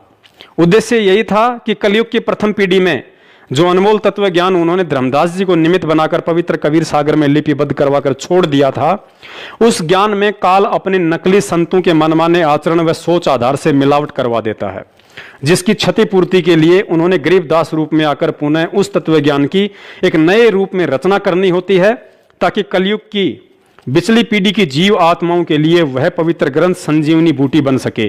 और अपने इस उद्देश्य की पूर्ति के बाद वह परमात्मा चला जाता है। उसके बाद वह परमात्मा कलयुग की बिचली पीढ़ी में अपने पूर्व निर्धारित उद्देश्य को पूरा करने, अर्थात उनके द्वारा भिन्न भिन्न रूपों में प्रकट होकर भक्ति मार्ग की जो भूमिका सैकड़ों वर्ष पहले प्रकट होकर बनाई गई होती है, उसे अंतिम रूप देने के लिए एक संत रूप में आता है तथा अपने विधान अनुसार उसको पूरा करके ही जाता है। और वर्तमान में उनका पूर्व निर्धारित उद्देश्य लाखों करोड़ों आत्माओं का उद्धार करके सतलोक भेजने का है, जिसके लिए समर्थ होते हुए भी उस कबीर परमात्मा को 3 युगों में भिन्न भिन्न चोले धारण करके इतने पापड़ बेलने पड़ते हैं। पुण्यात्माओं, पापड़ बेलने का आप जी गलत अर्थ मत निकाल लेना। पापड़ बेलना एक मुहावरा है जिसका अर्थ है कि किसी विशेष मकसद के लिए तरह तरह के कष्ट उठाना। पुण्यात्माओं, आज हमें इस ज्ञान की गहराइयों में जाकर हम नीचों के लिए हमारे पिता के द्वारा उठाए गए उन सभी कष्टों और परेशानियों को समझकर मनन करना होगा कि हमारा पिता इतने कष्ट झेलता है और हम फिर भी नशे से बाहर निकलने को तैयार नहीं। विचार करें, 650 साल पहले कबीर परमेश्वर जी ने सत्संग किए नहीं, बल्कि आज इस समय उत्पन्न हम नीच आत्माओं के लिए सत्संग बनाए थे ताकि हम परमात्मा को पहचान सकें। यदि 650 साल पहले वह दयालु परमात्मा 120 साल तक तरह तरह के कष्ट और यातना सहकर सैकड़ों अद्भुत लीला ना करते तो चाहे आज हम कितने ही शिक्षित क्यों ना हो, उन्हें नहीं पहचान सकते थे। उदाहरण के लिए, फिल्म बनाने से पहले फिल्म प्रोड्यूसर के दिमाग में कहानी होती है, लेकिन उस कहानी को यथार्थ रूप देने के लिए अर्थात समाज के सामने 3 घंटे की फिल्म के रूप में पेश करने से पहले उसे कुछ पात्रों अर्थात फिल्मी कलाकारों का चयन करना पड़ता है ताकि उन सब की मदद से उस कहानी को एक फिल्म का रूप दिया जाए जिसे लोग आसानी से समझ सकें कि यह फिल्म क्या संदेश देना चाहती है। और यदि वह प्रोड्यूसर उस कहानी को अपने मुंह से सुनाए या किसी कागज पर लिखकर लोगों को पढ़ने के लिए कहे तो किसी भी व्यक्ति की रुचि नहीं बनेगी और ना ही समझ में आएगी। ठीक उसी फिल्म प्रोड्यूसर की तरह कबीर परमेश्वर जी ने कलयुग की प्रथम पीढ़ी में शिशु रूप में प्रकट होकर आज इस पिछली पीढ़ी के लिए सत्संग बनाए कि राम और कृष्ण की तरह परमात्मा कभी किसी मां के गर्भ से नहीं आता। परमेश्वर ने 120 वर्ष तक एक आम नागरिक की भूमिका करके सत्संग बनाया कि यदि हमने परमात्मा की प्राप्ति करनी है तो इस काल लोक में कितनी आधीनी चाहिए। परमेश्वर ने सत्संग में बताया और परमेश्वर ने सत्संग बनाया कि मैं समर्थ होकर भी एक जुलाही की टूटी फूटी झोपड़ी में 120 वर्ष तक रहा, मेहनत करके अपना पेट और परिवार का पेट भरा, माया का संचय कभी नहीं किया, जो बचा उसे परमार्थ में लगाया। परमेश्वर जी ने रविदास जी, गणिका माई, अर्जुन सरजुन, जीवा दत्ता, नानक जी, धर्मदास जी, मलुकदास जी, राजा बीर सिंह, बिजली खान पठान, सिकंदर लोधी आदि सैकड़ों आत्माओं को अपनी कहानी का पात्र बनाकर 650 साल पहले एक सत्संग रूपी फिल्म बनाई। सिर्फ और सिर्फ हम नीच आत्माओं से आज कलयुग की इस पिछली पीढ़ी में यह उम्मीद करते हुए कि उस समय शिक्षा और सत्संगों को आधार बनाकर मेरे बच्चे मुझे पहचान लेंगे कि हमारा पिता 650 साल पहले काशी में धानक रूप में और आज हरियाणा के धनाना में जाट रूप में हमें संभालने के लिए आ चुका है। पुण्यात्माओं, विचार करना, हम जिस पवित्र पुस्तक भक्ति बोध से सुबह, दोपहर और शाम की आरती करते हैं उसकी भूमिका में हमारी पूरी गुरु प्रणाली लिखी हुई है, जिसमें प्रथम सतगुरु कबीर साहिब जी के बाद वर्तमान सतगुरु रामपाल जी महाराज जी सहित कुल 11 गुरु साहिबान हैं। लेकिन इन 11 गुरु साहिबानों में बंदी छोड़ शब्द सिर्फ और सिर्फ 3 ही नामों के आगे लगता है। प्रथम बंदी छोड़ कबीर साहिब जी, दूसरा बंदी छोड़ गरीबदास जी महाराज जी, और तीसरा आज हम अपने पूज्य गुरुदेव सतगुरु रामपाल जी महाराज जी के लिए बंदी छोड़ शब्द का प्रयोग करते हैं, क्योंकि बंदी छोड़ शब्द इस सृष्टि में सिर्फ उसी नाम के साथ लगता है जो स्वयं पूर्ण परमात्मा हो। पुण्यात्माओं, पूज्य गुरुदेव संत रामपाल जी महाराज जी को और गहराई से समझने के लिए देखिए, सन 2013 में बरवाला आश्रम में काल प्रेरित सतलोक आश्रम मैनेजमेंट हरियाणा के मुखियों द्वारा रचित पुस्तक मानवता का गिरता हास तथा विकास, और दूसरी पुस्तक है भोगेगा अपना किया रे। निसंदेह ये दोनों पुस्तकें परम पूज्य सतगुरु रामपाल जी महाराज जी के दिशा निर्देशन में इन मनवस लोगों के द्वारा ही लिखी गई थी। लेकिन इस पुस्तक के माध्यम से सतगुरुदेव जी ने जो बात सतलोक आश्रम मैनेजमेंट हरियाणा और संगत को समझानी चाहिए थी, उस गूढ़ बात को ना ही तो उस समय काल प्रेरित सतलोक आश्रम मैनेजमेंट समझ पाया और ना ही बेचारी भोली संगत। अतः आज परमेश्वर जी मुझ तुच्छ दास को निमित्त बनाकर इस पुस्तक में लिखे गूढ़ संकेतों को संगत तक पहुंचा रहे हैं, और इन सांकेतिक प्रमाणों को देखने के बाद सन 2014 से पहले नाम उपदेशी भगत भाई बहनों में यदि जरा भी समझ होगी तो सिर पर हाथ रखकर थप्पियां मारेंगे और कहेंगे कि ज्ञान को आधार ना बनाकर सन 2014 के बाद से किन मूर्खों के संपर्क और बहकाव में आकर असली जीते जागते कबीर को भुलाकर रोहतक और जबलपुर में कागज के कबीर का प्रगट दिवस मनाकर तथा कुपात्रों को दान और अनमोल समय देकर क्यों हमने अपने कर्म फोड़े। क्योंकि हमारी इस करनी से हमारे सतगुरु दुखी हुए हैं और कहते हैं कि जिन बातों से गुरु दुख पावे तिन बातों को दूर भगावे। देखिए प्रमाण, पुस्तक मानवता का गिरता हास तथा विकास के पेज नंबर 58 पर, जहां काल प्रेरित लेखक सतलोक आश्रम मैनेजमेंट वाले स्वयं अपनी लेखनी से लिखते हैं कि सत्य पुरुष का वर्तमान अवतार अर्थात हरि अवतार संत रामपाल दास जी महाराज भी परमेश्वर अर्थात परम अक्षर ब्रह्म के उन अवतारों में से एक हैं जो आध्यात्मिक ज्ञान के द्वारा अधर्म का नाश करते हैं। पुण्यात्माओं, अब इन 4 लाइनों में सतगुरुदेव जी ने बहुत ही गहरा संकेत कर दिया है कि मैं कौन हूं, लेकिन ये काल प्रेरित लोग समझ ही नहीं सके और आज तक संत रामपाल जी महाराज जी के साथ एक सामान्य संत की तरह व्यवहार करते हुए केवल कबीर प्रगट दिवस की ही डफली पीटते रहे। यहां लिखा है कि संत रामपाल दास जी महाराज भी परमेश्वर अर्थात परम अक्षर ब्रह्म के उन अवतारों में से एक है जो आध्यात्मिक ज्ञान के द्वारा अधर्म का नाश करते हैं। अब दास इस लेखक भाई से और सतलोक आश्रम मैनेजमेंट के मुखिया सारनाम डिग्री होल्डर महेंद्र से पूछना चाहेगा कि यदि संत रामपाल दास जी महाराज परमेश्वर यानी परम अक्षर ब्रह्म के अवतारों में से एक हैं, तो भाई साहब कृपा करके यह बताने का भी कष्ट करें कि परमेश्वर यानी परम अक्षर ब्रह्म कबीर साहिब जी के और कौन कौन से अवतार आज से पहले इस धरती पर हुए हैं। चारों तरफ नजर दौड़ाने के बाद इनका यही जवाब होगा कि प्रथम अवतार सतयुग में सत सुकृत ऋषि थे, दूसरा अवतार त्रेता में मुनिंद्र ऋषि थे, तीसरा अवतार द्वापर में करुणा ऋषि थे और कलयुग के प्रथम चरण में वह परमेश्वर यानी परम अक्षर ब्रह्म अपने वास्तविक नाम कबीर देव से आए ही थे। उसके बाद बंदी छोड़ गरीबदास जी महाराज जी के रूप में कबीर परमेश्वर पुनः छुड़ानी में आए थे। और उसके बाद यहाँ इस पुस्तक में सतगुरु रामपाल जी महाराज जी ने स्पष्ट लिखवा ही दिया है कि संत रामपाल दास जी महाराज परमेश्वर यानी परम अक्षर ब्रह्म के अवतारों में से एक हैं।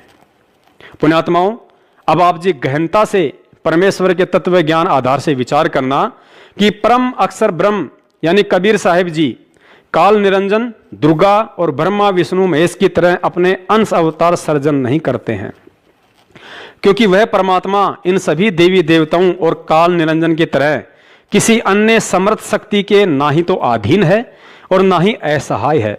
अतः अवतार रूप में भिन्न भिन्न चोले धारण करके कबीर परमेश्वर स्वयं ही प्रकट होते हैं। विचार करें, सतयुग में सतसुकृत से लेकर कलयुग में कबीर नाम से वह परमात्मा किसी माँ के गर्भ से जन्म लेकर आया था या प्रकट हुआ था, बताने की जरूरत नहीं है। लेकिन गरीबदास रूप में भी वह परमात्मा प्रकट ही हुआ था, जिसका प्रमाण स्वयं उनके द्वारा रचित ग्रंथ साहिब की भूमिका में मिलता है कि शरीर त्यागने के बाद चिता से उनकी अस्थियां नहीं मिली थी और उसी रूप में छुड़ानी में शरीर त्याग कर गरीबदास जी महाराज अपने प्रिय भगत भूमड़ दास के बाग सहारनपुर में पुनः प्रकट होकर 35 वर्ष तक वहीं रहे। अतः समझदार भगत को समझने के लिए उनकी यही लीला पर्याप्त है कि गरीबदास जी महाराज जी के रूप में परमेश्वर कबीर साहिब जी माँ के गर्भ से आए थे या प्रकट हुए थे। और पुख्ता प्रमाण के लिए आदरणीय गरीबदास जी महाराज हमारी तरह कोई आत्मा थी या स्वयं परमात्मा थे। सुनिए 3 मिनट का अनमोल सत्संग, जिसमें सतगुरुदेव जी ने आदरणीय गरीबदास जी महाराज जी को स्वयं कबीर साहिब जी का अवतार बताया और यह भी स्पष्ट किया है कि कबीर साहिब और गरीबदास जी दोनों एक ही थे, केवल नाम की भिन्नता थी, शक्ति में कोई अंतर नहीं था। और अंत में योगियों का जिक्र करते हुए कहा कि वे परमात्मा थे।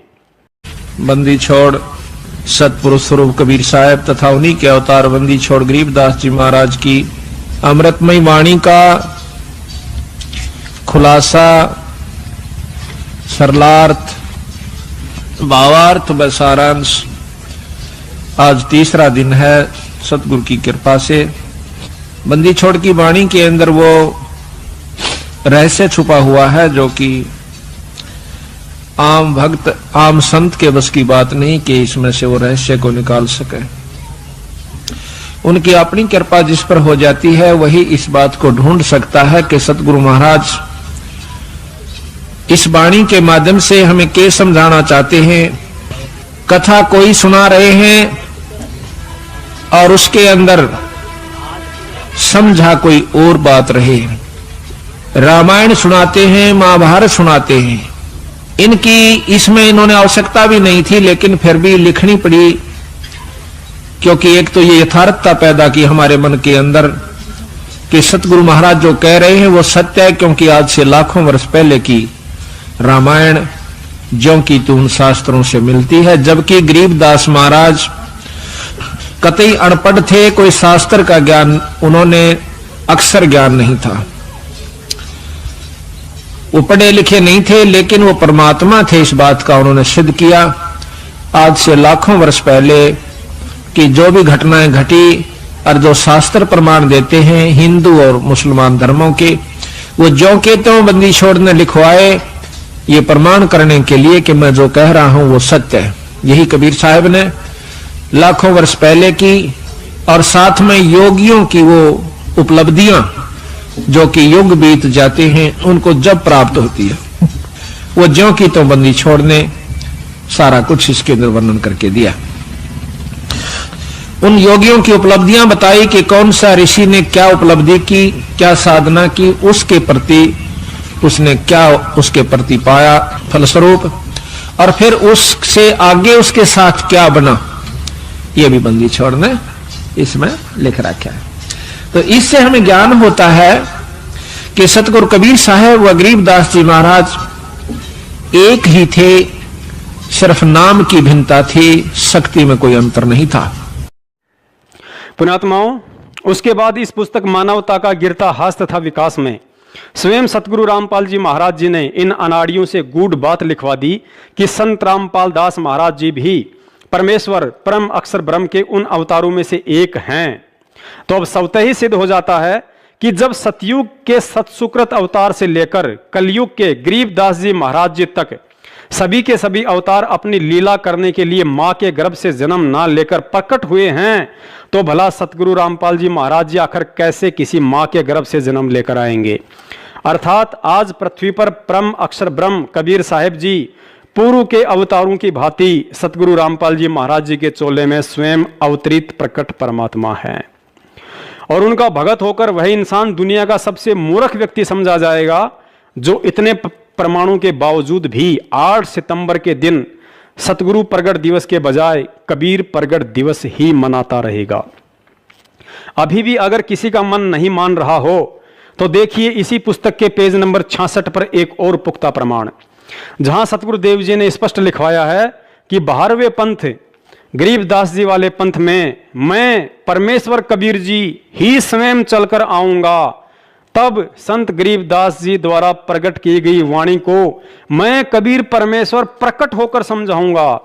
अब पुण्यात्माओं को निपट अंधा और मोतियाबिंद का ही शिकार होगा जो यह प्रमाण देखकर भी नहीं समझ पाएगा, जिसमें गुरुदेव ने साफ साफ कह दिया है कि 12वें पंथ में मैं कबीर परमेश्वर स्वयं ही आऊंगा और प्रकट होकर संत गरीबदास जी की वाणियों का मतलब समझाऊंगा। अब सर्वविदित है कि आदरणीय गरीबदास जी महाराज जी की वाणियों को श्री आसाराम बापू या राम रहीम जी ने तो समझाया नहीं है, और जिन्होंने समझाया है उन्हें आप जानते ही हैं। फिर हर साल जून के महीने में कागज के फोटो को भगवान मानते हुए उसका प्रगट दिवस मना कर आखिर कब तक अपनी अंधता, मूर्खता और अज्ञानता का प्रमाण देते रहोगे?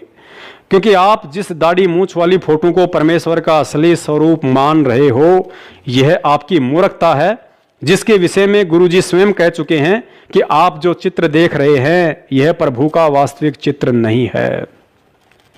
एक प्रमाण आपको और देते हैं कि 650 साल पहले ही नहीं बल्कि सतयुग, त्रेता और द्वापर में भी परमेश्वर कबीर साहिब जी अपने सतलोक वाले वास्तविक स्वरूप में कभी नहीं आए।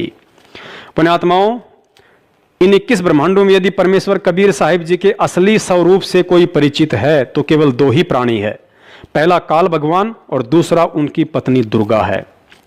प्रथम सतयुग में जब परमेश्वर कबीर साहिब जी सतसुकृत रूप में इस पृथ्वी पर आए तो अपने पुत्र जोगजीत जी के रूप में आए थे, क्योंकि सतगुरुदेव जी ने बताया कि प्रथम सतयुग में पृथ्वी लोक पर आने से पहले तपतशिला पर काल और परमेश्वर जी की बातचीत हुई थी। तो परमेश्वर जी अपने पुत्र जोगजीत जी के रूप में थे और कहा था कि मैं पिताजी के आदेश से नीचे जाऊंगा और तेरा भांडा फोड़ करूंगा कि तू भगवान नहीं है। अतः सिद्ध हुआ कि सतयुग में सतसुकृत ऋषि वाला रूप भी परमेश्वर का असली स्वरूप नहीं था। उसके बाद कलयुग में परमेश्वर जी जिस कबीर रूप में आए थे वह भी उनका असली स्वरूप नहीं था, क्योंकि जब परमेश्वर कबीर साहिब जी मगर से सशरीर सतलोक जा रहे थे तो दुर्गा ने उन्हें कोई सामान्य संत समझकर अपने जाल में फंसाने की पुरजोर कोशिश की। उनके सामने शादी तक का प्रस्ताव भी रख दिया कि मैं आपकी पत्नी बनकर रहूंगी। पुण्यात्माओं, अब विचार करो, आज जिस मूर्खता के चलते लाखों की संख्या में काल एजेंट सतलोक आश्रम मैनेजमेंट वालों के मनमाने आचरण को उत्तम समझकर संगत कहीं भी भीड़ इकट्ठा करके कबीर परमेश्वर जी के जिस दाढ़ी मूंछ वाले स्वरूप की फोटो का प्रगट दिवस मनाकर अपने आप को धन्य समझ रही है।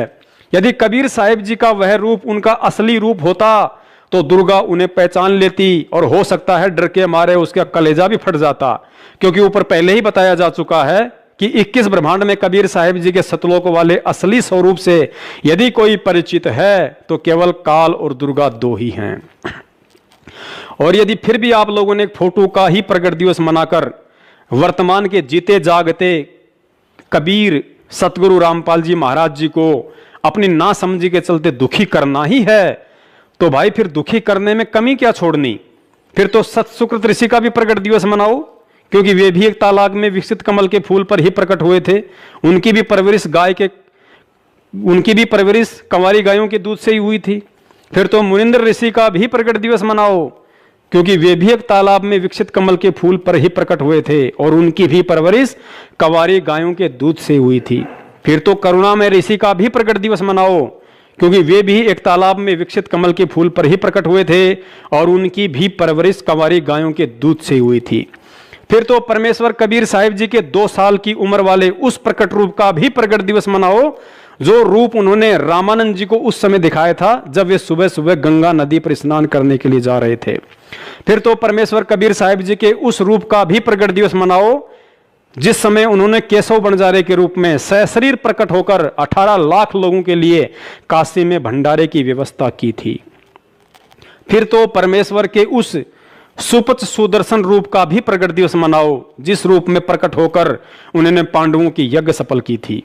फिर तो परमेश्वर कबीर साहिब जी के उस बरहा अर्थात सुवर रूप का भी प्रकट दिवस मनाओ जिस रूप में प्रकट होकर उन्होंने शंखासुर के द्वारा वेदों को समुद्र में डुबोने से बचाया था।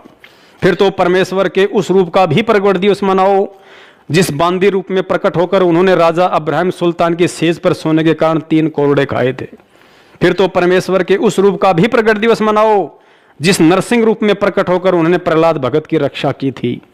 फिर तो परमेश्वर जी के उस श्री कृष्ण रूप का भी प्रकट दिवस मनाओ जिस समय उन्होंने पीपा और सीता के लिए समुद्र में द्वारिका और बाल गोपाल रचे तथा स्वयं श्री कृष्ण रूप बनाकर उनके साथ 7 दिन तक वहीं रहे। फिर तो परमेश्वर जी के उस सिंह रूप का भी प्रकट दिवस मनाओ जब उन्होंने दिल्ली के दरबार में पीलवान हाथी और सिकंदर लोदी को दर्शन दिए थे। फिर तो परमेश्वर के उस पार्वती रूप का भी प्रकट दिवस मनाओ जिस रूप में प्रकट होकर उन्होंने भस्मागिरी को भस्म किया था और फिर विष्णु रूप धारण करके शंकर भगवान को भस्मासुर की राग दिखाकर भयमुक्त किया था, अर्थात उस विष्णु वाले रूप का भी प्रकट दिवस मनाओ। फिर तो परमेश्वर के उस मालन रूप का भी प्रकट दिवस मनाओ जिस रूप में प्रकट होकर उन्होंने राजा अब्राहिम सुल्तान को एक बेर के झगड़े पर थप्पड़ मारा था। और भी लाखों करोड़ों रूप में वह परमेश्वर इस पृथ्वी पर प्रकट होता रहता है। अतः एक अकेले कबीर रूप का प्रगट दिवस मनाने वाले 80% भोली आत्माओं से प्रार्थना है आप बारी बारी परमेश्वर के इन सभी उपरोक्त प्रकट रूपों का प्रकट दिवस मनाओ ताकि तुम्हारी नादानी और नासमझी पर आज वर्तमान में प्रकट वह परमेश्वर बाबा आदम की तरह कबीर प्रगट दिवस मनाने वालों को देखकर दुखी हो और सतगुरु प्रगट दिवस मनाने वालों को देखकर प्रसन्न हो। तो पुण्यात्माओं, अब दास अपनी वाणी को विश्राम देता है। कहने को तो परमेश्वर की महिमा के विषय में दास के पास इतना मटेरियल है कि जीवन समाप्त हो सकता है, लेकिन शब्द नहीं। लेकिन इस बात का निष्कर्ष सिर्फ दास के कहने और आपके सुनने तक ही सीमित नहीं है। दास तो पिछले वर्ष से ही सतगुरु प्रगट दिवस मना रहा है, क्योंकि आने वाले समय में तो पूरी दुनिया ही सतगुरु का प्रगट दिवस मनाएगी। आम व्यक्ति भी इस बात से भली भांति परिचित हो जाएगा कि संत रामपाल जी महाराज जी ही असल में कबीर परमात्मा है, लेकिन असल में उनका प्रगट दिवस मनाना तो आज है और आज केवल वही आत्मा उनका प्रगट दिवस मना सकती है जिसने इस भक्ति मार्ग पर ज्ञान को आधार बनाकर चलना सीख लिया होगा, वरना उल्लू के लिए तो सदा दिन में ही रात और रात ही दिन होता है। अंत में अपनी वाणी को विश्राम देते हुए दास एक और ऐसा प्रमाण देता है जिसे आधार बनाकर आसानी से समझा जा सकता है कि सतगुरु रामपाल जी महाराज जी कौन हैं, स्वयं कबीर परमात्मा हैं या कबीर साहिब जी के भेजे हुए कोई संदेश वाहक हैं। आप जिन्हें सतगुरुदेव जी के मुख कमल से सैकड़ों बार सत्संगों में सुना होगा कि परमात्मा ने किन किन आत्माओं को सतलोक दिखाया और फिर वापस पृथ्वी पर छोड़ा और अपना गवाह बनाया, लेकिन एक बार भी आपने उनके मुख कमल से यह कहते हुए नहीं सुना होगा कि कबीर परमात्मा ने मुझ रामपाल दास को भी सतलोक दिखाया और फिर वापस पृथ्वी पर छोड़ा। तो पुण्यात्माओं, जिसने सतलोक ही नहीं देखा तो फिर सतलोक का वर्णन कैसे कर सकता है? लेकिन फिर भी सतगुरु रामपाल जी महाराज जी सतलोक के दृश्य का हूबहू वर्णन करते हैं, क्योंकि वे स्वयं परमात्मा हैं और परमात्मा अपनी शक्ति से जिसे चाहे सतलोक के दर्शन करवा सकता है। लेकिन उन्हें कोई सतलोक के दर्शन करवा सके ऐसा तो कोई पृथ्वी पर जब से ये बनी है तब से पैदा ही नहीं हुआ। अतः यह स्वतः ही सिद्ध हो जाता है कि आज परमात्मा स्वयं हमारे सतगुरु बनकर पृथ्वी पर विद्यमान हैं।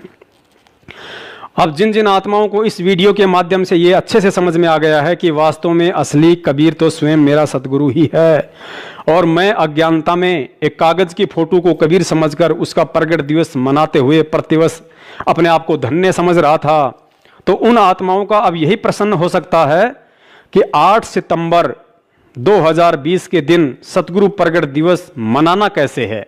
तो ये बहुत ही साधारण और सरल सा तरीका है। जैसे हम पहले कबीर प्रगट दिवस मनाते थे या मनाते हुए देखा करते थे, ठीक उसी तरह मनाना है। ना कोई भीड़ भाड़, ना कोई जमघट, ना कोई दिखावा, ना कोई विशेष आडंबर। 8 सितंबर के दिन हम सब ने अपने घर पर ही सतगुरु प्रगट दिवस मनाना है। यदि आसपास रहने वाले भगत भाई बहन किसी एक भगत के घर पर इकट्ठा होकर मनाना चाहें तो उसमें कोई दोष नहीं है। हमने किसी भी रंग का स्वच्छ कपड़ा एक टेबल या किसी रखने योग्य जगह पर बिछाकर उसके ऊपर परम पूज्य सतगुरु देव जी की छवि अर्थात फोटो को रखना है। प्रतिदिन की तरह देसी घी का दीपक लगाना है। दीपक में घी आप जी अपनी आर्थिक स्थिति अनुसार चाहे जितना डाल सकते हैं, लेकिन मन में 1.25 किलो या 5.25 किलो का संकल्प लेकर घी डालना ऐसा कोई विधान नहीं है। यदि ऐसा कोई करता है तो वह मनमाना आचरण है। आटे या सूजी का सतगुरुदेव जी को भोग लगाने के लिए देसी घी में हलवा राम बनाना है। हलवा राम आप जी परिवार के मेंबर या सतगुरु प्रगट दिवस में आए हुए भक्तों की संख्या के आधार पर बनाएं। हलवा राम बनने के बाद आप जी उसे किसी भी रंग के साफ कपड़े से ढक दें। उसके बाद सभी भगत भाई बहन सर्वप्रथम मंगलाचरण करें। वह उसके बाद आया है बंजारा केशव आया है, ये शब्द पढ़ते हुए हलवा राम को वहां से नंगों पैरों उठाकर जहां आपने दरबार लगा रखा है वहां पर या आसपास स्वच्छ जगह पर रख दें। उसके बाद भोग की बड़ी आरती जो आपको YouTube पर 39 मिनट से लेकर 42 मिनट तक की मिलती है, उसे अपने मोबाइल में डाउनलोड करके चला दें। आरती संपूर्ण होने के बाद सतगुरु देव जी का सत्संग 1 घंटा, 2 घंटा या 3 घंटा जैसी भी आपकी श्रद्धा और समय है उस अनुसार प्रेम पूर्वक बैठकर सुने। उसके बाद हलवा राम का प्रसाद वितरित करें। हलवा राम यदि चाहें तो सत्संग से पहले भी वितरित कर सकते हैं। उसके बाद भंडारे के लिए जो भी भोजन बना है उसे एक थाल में रखकर ऊपर से स्वच्छ कपड़े से ढककर दरबार के आगे रख दें। बाद में सभी को भंडारा करवाएं। भोग की आरती का समय रात्रि 12 बजे से लेकर दिन के 12 बजे तक आप जी अपने व आने वाले भगत भाइयों की सुविधा अनुसार रख सकते हैं। 10 बजे या 11 बजे ही भोग लगेगा ऐसा कोई ज़रूरी नहीं होता है, ऐसा कोई विधान भी नहीं है, क्योंकि यह सहज भक्ति मार्ग है। कुछ लोगों की अपनी मनमानी सोच होती है कि परमात्मा को भोग लगने से पहले कोई कुछ नहीं खाएगा, लेकिन यह उचित नहीं है। घर में बच्चे बूढ़े सभी होते हैं जिन्हें सुबह चाय नाश्ते की जरूरत पड़ती है। अतः रोज की तरह अपना चाय नाश्ता करें और उसके बाद ऊपर की प्रक्रिया को पूरा करें। परमेश्वर कभी भी अपनी आत्माओं को परेशान या दुखी करके भोग नहीं लगवाता है। वह तो हर पल हर समय अपने बच्चों को सुखी और खुशहाल देखना चाहता है। परमेश्वर 56 व्यंजनों से नहीं बल्कि विदुर जी की तरह यदि भगत का भाव सच्चा है तो उसके घर का साग रोटी खाकर अधिक प्रसन्न होते हैं। यदि भोजन भंडारा बच जाता है तो आप जी भक्तों को घर ले जाने के लिए दे सकते हैं। अपने अड़ोसी पड़ोसी अन्य जरूरतमंद व्यक्ति को भी भंडारा खिला सकते हैं, क्योंकि परमेश्वर को लगा हुआ अन्न जो भी आत्मा ग्रहण करती है तो परमात्मा से जुड़ने के लिए उसके भक्ति संस्कार मजबूत होते हैं। अतः सत भक्ति मार्ग में अपने पंडित आप स्वयं बनिए। इन क्रियाओं के लिए हमें सतलोक आश्रम मैनेजमेंट कोई कोऑर्डिनेटर या किसी नामदान संचालक या किसी अन्य भगत के भरोसे नहीं रहना है। जिस प्रकार ज्योति, हवन और पाठ के लिए हम अज्ञानता में सतलोक आश्रम मैनेजमेंट के भरोसे रहकर अपनी मूर्खता का प्रमाण दे रहे थे, क्योंकि हवन के विषय में सतगुरुदेव जी ने स्पष्ट संकेत किया हुआ है कि हमने अपना हवन स्वयं ही करना है, किसी के भरोसे नहीं रहना। यदि आज भी ज्योति हवन के लिए कोई नामदान केंद्र पर पैसे जमा करवाता है तो सतगुरुदेव जी के इस सत्संग अनुसार उस भगत और उस अज्ञानी राजाओं में कोई अंतर नहीं है जो पंडितों को बुलवाकर हवन करवाते थे। और तीसरी एक हवन की यहाँ जोत जगह है परमात्मा की अखंड हवन। हवन पुण्यात्माओं, जैसे अभी तक आपने देखा ये ऋषि लोग गेर कर लकड़ क्यों उनके के घर तक जा था, राजाओं ने पटा लिया करते, धनिया ने उन्हें कह देते अच्छा हवन करो, वहां गेर के 2-3 धड़ी लकड़ी और ठोके दे लोटे भर घी के स्वाहा स्वाहो पाटो पकड़े। अब उसमें क्या था दोस्त, वो अच्छी बात है हवन करना, लेकिन वो तरीका प्रॉपर नहीं। न्यूकार ने आंधा न्योतर 2 बुलावे, अगर आंधे का निमंत्रण दोगे 2 आवेंगे एक की बजाय। तो कहने का भाव ये था कि वो ऋषि लोगों को हम क्यों बुलाया करते, क्योंकि हम अनपढ़ थे, उन्होंने अपना फायदा उठाया कि केवल एक ब्राह्मण ही पढ़ने का अधिकारी है, तुम अपना धंधा पीटो, जिसका जिसा काम है। परमात्मा ने ये कहा कि देखो भगवान की भक्ति प्रत्येक व्यक्ति कर सकता है और प्रत्येक ही शिक्षित होना चाहिए, ये गलत कर रखा था इन्होंने। तो अब आप सारे शिक्षित हो गए। अब मालिक ने जो खेल खेला है, ये समय इंतजार किया है कि अब अपनी प्यारी आत्माओं को अपनी महिमा में अब बताऊंगा और सारे सबका समझ में आएगी। अब आप सभी शिक्षित हो गए और सभी को मंत्र ये परमात्मा की वाणी याद होगी। छोटे छोटे बच्चा के पूरी आरती याद हो रही है भगवान की वाणी की। अब एक रुई, 1.5 ग्राम 2 ग्राम रुई लगेगी, एक जोत बना दे, खड़ी जोत लगा दी, उसमें घी डाल दिया जितनी आपकी इच्छा है, 1 कटोरा भर दे, सारे दिन जलाए। तो उसमें वो घी उसमें डाल दिया और हम अपना मंत्र वाणी सुबह नित्यनेम करें, दोपहर रमैणी करें, शाम में संध्या आरती करें, ये भगवान की वाणी भी हम बोलते रहते हैं। तो वो भी हवन हो रहा है। उस लकड़ियों वाले हवन की तुलना में ये हवन श्रेष्ठ है, क्योंकि इसमें आप एक 100 ग्राम रुई में 1 क्विंटल घी हवन कर सकते हो। उसमें उसकी जोत न जलन नहीं दे, उसमें डालने जाएगी। 100 ग्राम जोत में 1 क्विंटल घी हवन कर सकते हो आप। और लकड़ियां में 1 क्विंटल घी हवन करने के लिए कम से कम भी 20 किलो तक कम से कम लकड़ी जला देते हो। तो उन लकड़ियों के जलने से कार्बन डाइऑक्साइड अधिक होती है। उस 2 धड़ी यानी 20 किलो लकड़ी समाप्त की जलने की तुलना में 100 ग्राम रुई की का प्रदूषण उससे कई हजार गुना कम होगा। तो हमने ये अपनाना है। तो हम अपना हवन डेली करें हैं। अब क्या करा करते, कोई मृत्यु होगी, बुलाओ गुरुजी ने और हमारा हवन करियो 2 दिन 4 दिन। वो 2 दिन के हवन में किला टूट गया। रोज करो हवन अपना, 1 जोत लगा दे, सुता उठ के हाथ पैर धो ले, नहान का ना फुर्सत मिले, कोई जरूरी ना होती नहाना। इसमें नहाए धोए क्या भ्याज है, मन का मैल ना जाए और मीन सदा जल में रहे, धोए बास ना जाए। अंदर से अंत तक साफ हो, हाथ पैर जरूर धो ले, क्योंकि धार्मिक वस्तुओं का हाथ लगाने।